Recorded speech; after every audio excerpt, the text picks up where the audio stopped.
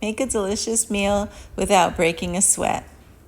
To make this quick, easy recipe, I'm using 1 package of Italian sweet sausage. Preheat your air fryer to 400 degrees. Now set it for 15 minutes and put it to bake. While that's cooking, prepare your peppers and onions.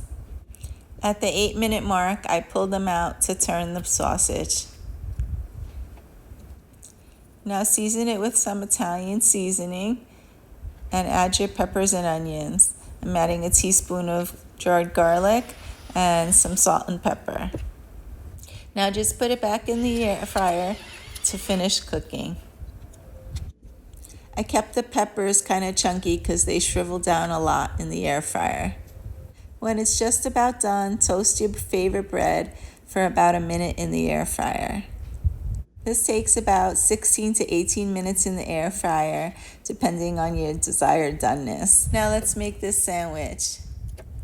In less than 20 minutes, you have a delicious, awesome, hearty meal in the heat of summer without breaking a sweat. This is a great recipe for those fun summer days.